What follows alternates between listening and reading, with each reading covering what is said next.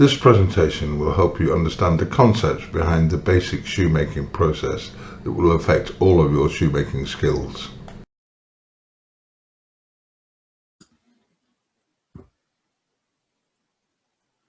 Welcome to Scientific Horseshoeing, Basic Shoemaking. Even if you're just using ready-made shoes on a regular basis, it's important that you understand the fundamental process of basic shoemaking in order that you can adjust the shape of your ready-made shoe accurately to fit the intended foot that you're going to fit it to. Shoemaking is about process, understanding the process, and applying the process accurately. So we're going to look at concave and how we make a concave hind shoe. So first of all, we're going to mark the material. Once we've selected the length of the material for the size of foot, we'll mark the material in the center. This is a guide to allow us to divide the material in half. We're then going to define the toe area by a mark 1.5 inches either side of the toe. And again, this is a guide for our toe bend and also for the position of our toe nails. Halfway between the toenails and the heel, we're going to put a little mark here to define our quarter bend area between the heel and the quarter. So that's, we're going to put the quarter bend, and these are guidelines to help us when we start making shoes as a means that we can get the process and the position of the material accurately on the anvil. We call this 4-point shoemaking.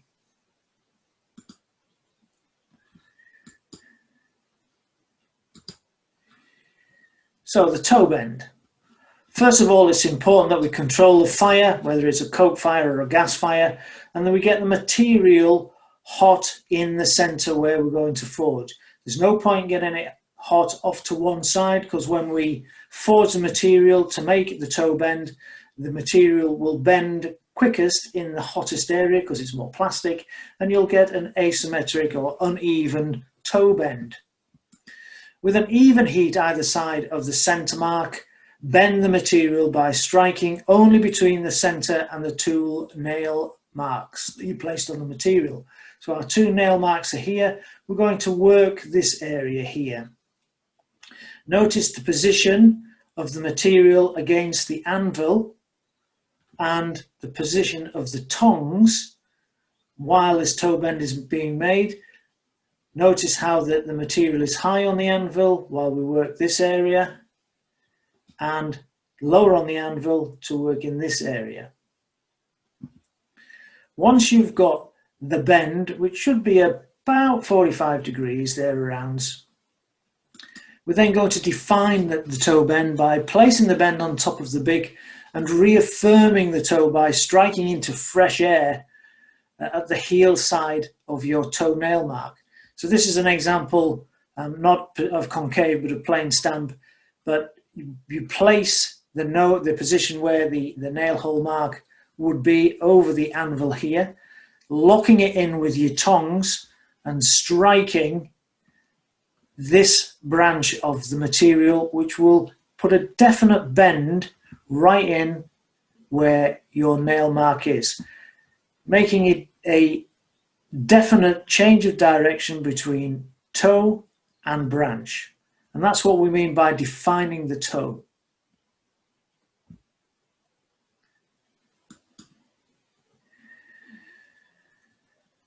For fast working horses and as an ancillary feature, we can save the toe off. This prevents serious damage should that horse overreach. And what we do is in between the two nail marks, once we've defined the toe, we then forge in the material at the toe, creating a safe edge. Forging the heel. This is an outside heel. Forging the outside heel, but do not lose the bearing surface.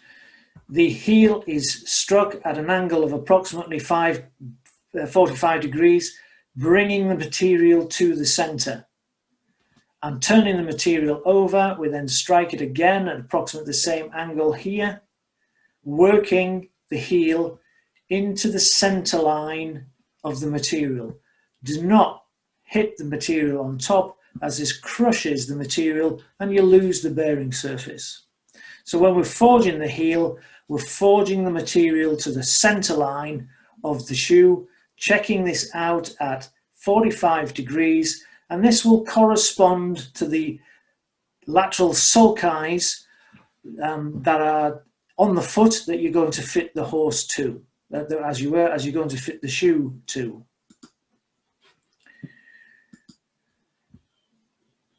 Here we can see that the toe bend has been made and defined. It's got a safe edge on.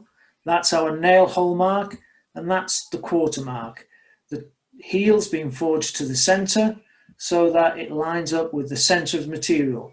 Not forgetting that we're going to fit the shoe, the center of the section of the material, to the center of the white line, right through the bulbs of the heel. And this check mark, the heel check, will correspond to the sulci and the frog angle of the frog when the shoe is on the foot. After forging on the heel, get an even heat along the branch and place it over the beak. Strike the material with even blows between the quarter marks and the end of the heel whilst dropping your left hand around the beak, and vice versa if you're left-handed.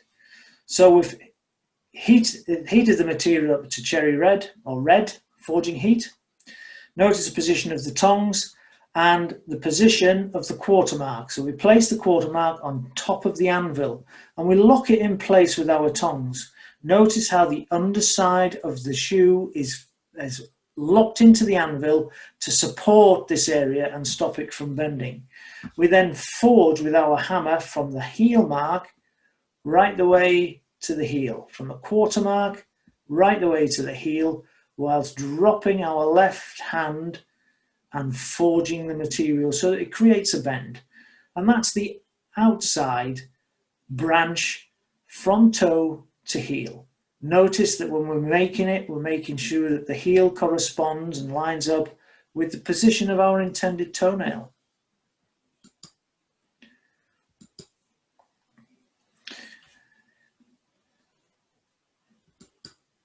With the toe of the shoe parallel to the face of the anvil, ensure that the center of the heel lines up with the toenail mark.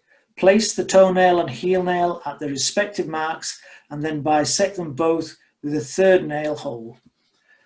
So once we've turned the branch and we've lined up our heel with our toe mark, we can see that the quarters is at the widest part of the foot, or of the shoe, that will be the foot, and that we can then nail a position, toenail, heel nail just in front of the widest part with a nail hole in between, or you can nail it 4, so in between those. You'll start to see that the framework on the plan is the box, and this relates directly to geometric proportion for foot dressing. And this is our box that we place around the shoe so that we get all the features of the shoe in the right place. The toe bend, radius from center to toenail and from toenail to center on the opposite side, those radiuses are equal.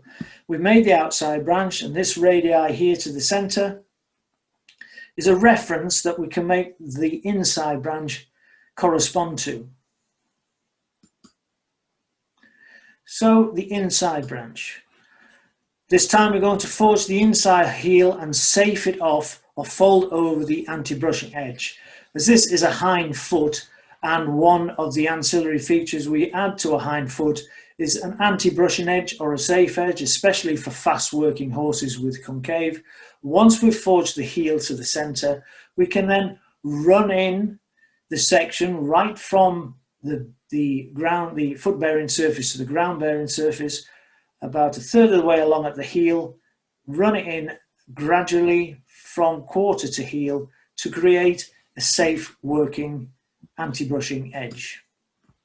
There you can see on top, you see how that the foot bearing surface here has not been lost and the ground bearing surface has been forged in gradually right towards the toe, and the heel is checked corresponding to that of the sulci and the shape of the frog.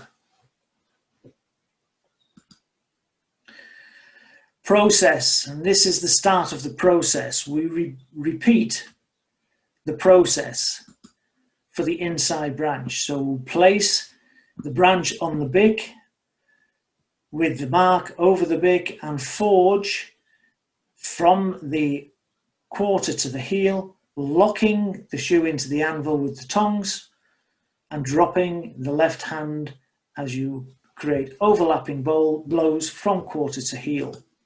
We'll now look at making a flat shoe, a plain stamped front shoe, and quite a lot of the process that we've seen in the hind shoe is replicated in the front shoe. And you'll start to understand that the process is the foundation that you need to be able to shoemake accurately. The more attention that is placed on the accuracy of this process, the quicker that you'll become and the better that your shoemaking will be. So once again, a plain stamped shoe, we've cut the correct length of material corresponding to the foot, and we've taken an even heat in the center of the shoe to make the toe bend. The toe bend on a front shoe is bolder, more like the top of a football as to that of a rugby ball for a hind foot or a hind shoe. Take an even heat in the center of the steel and bump the toe up. Hold the material towards the heel, avoiding the center and mitigating an uneven swell of the stock, but also preventing the material from cooling down. So once we've got a good even heat, we're going to bump metal into the center. And the reason for this is when we turn this flat bar, the inside border will go thin, the outside border will go thick. So to prepare for that, we put more material into the center, which also aids with the longevity of the shoe. Hold the tongs at one end against the anvil and strike the hammer. The lesson on Introduction to Biomechanics, you'll understand that the acceleration of the hammer creates a vector force that passes down the material met by the reaction force from the anvil, and that will cause a reaction in the center equal and opposite to these forces and bump material into it. It is worthwhile measuring how much material goes into the bump when you have swelled the material so that you can accurately gauge how much material you need to fit different sizes of feet. Toe bend. Notice how we've got an even heat right the way through the section of the material for the bend, so that when we manipulate the hammer, we bend the material evenly in relationship to the heat. With an even heat either side of the center, bend the material by striking only between the center and the intended position of the two nail holes. So we're going to work between the two nail holes here, creating an even bend through the center. Place the bend on top of the bick and reaffirm the toe by striking into fresh air the heel side of your toenail position. Again, notice that the tongs are locking the material of the toe bend into position. This is the position of the nail hole right on top of the anvil, and we're going to strike what we consider to be into fresh air. It's not supported by the anvil, which will create a definite change in direction from the toe bend to the heel bend. So to reaffirm, isolate the toe bend, lock the shoe into the anvil with the position of the first nail hole at the top here. Lock it into the bick and strike firmly to create a positive change of direction at the toe branch interface, just here. And we can see on the anvil, there's our toe. We can check for the radius through the center, even either side. Notice the change of direction, positive change direction from the toe to the branch. Forging the outside heel, again, don't lose the bearing surface area. Strike the material, checking the heel at about 45 degrees to the center of the section. Turn the material over and forge in the outside of the heel again to the center of the material. Don't lose the bearing surface of your shoe by forging the material on the outside and crushing it. Notice that the heel check corresponds to the angle of the outside check, forging the material to the center as we're going to fit the center of the section of material through the center of the white line. Turning the branch. Once again, this is process. After forging the heel, take an even heat along the branch and place it over the bick. Notice the position of the tongs, how we're starting at the position of the first toenail, and we're going to use overlapping blows, and we're going to work in this area here corresponding to this small gap between the material and the anvil. The hammer is the press, and the tongs manipulate the material and over the roller, and the hammer presses the material into the roller. And this gap, this small gap here, allows the metal to bend. So moving at a small amount of a time creates an even change of direction, an even arc, so that you can forge the branch to bring the center of the heel into a corresponding position with the toenail, with the bend at the widest part at the quarter. Strike the material with even blows between the quarter and the end of the heel whilst dropping your left hand around the brick. Nail hole positions. With the toe of the shoe parallel to the face of the anvil, ensure that the center heel lines up with the toenail position. Place the toenails and heel nails at the respective marks and then bisect both with a third nail hole. So we've marked the shoe up. This is the widest part of the shoe, and this is a straight line across the inside border of the toe, which corresponds to the position of the toenails and the heel nail. You then mark the material, and with a plain stamp, you mark it on the center, right the way through the material, but you pitch the stamp with your hand. So at the toenail, there's more pitch so that the nail hole comes out to the inside of the center.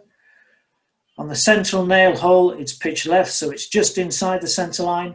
And at the heel nail, it's on the center line. Notice how the center of the material corresponds to the position of the nail hole. And this starts to form our box.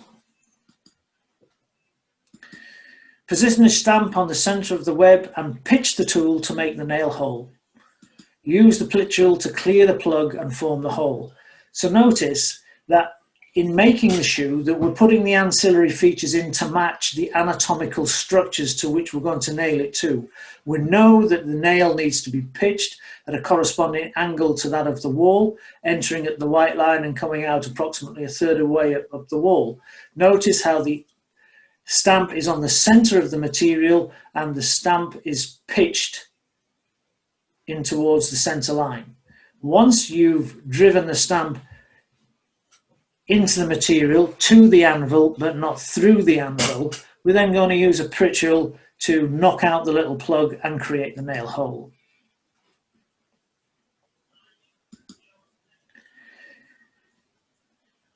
Make the heel nail and place the center nail hole equidistant between the heel and the nail holes. Run the section up to smooth the lumps and bumps from being stamped, and reaffirm the nail holes with the stamp. So once you've stamped the nail holes, you can see that they're slightly larger, or the material is deformed.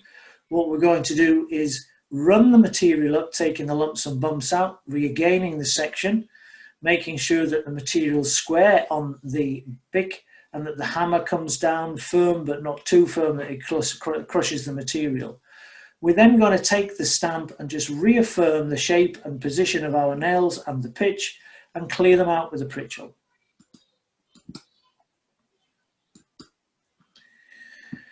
Process, process, process. Repeat the process for the second branch. Notice that our box around which we've made the shoe corresponds to the geometric proportion of the box that we've imposed on the foot. Notice that the inside border of the stamped nails is parallel to that of the inside border of the shoe on a plain stamped shoe. The advantages of using plain stamp over concave is that the head of the nail is supported on all four sides, which means that the shoe is nailed on more securely than concave, where only two sides of the nail are supported.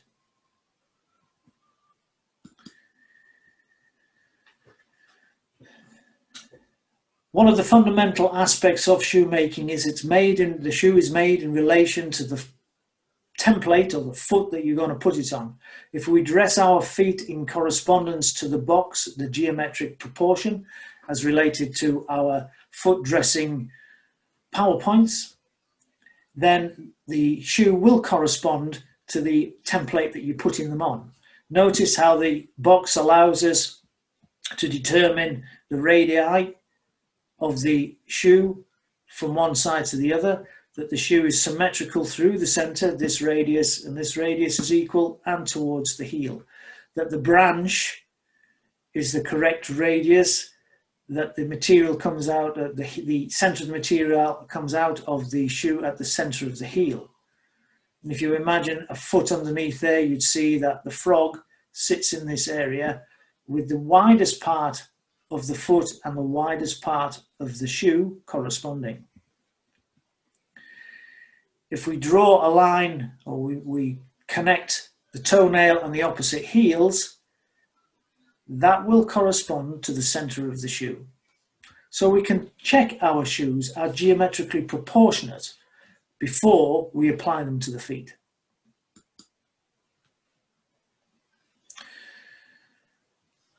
The following slides are some material lengths for concave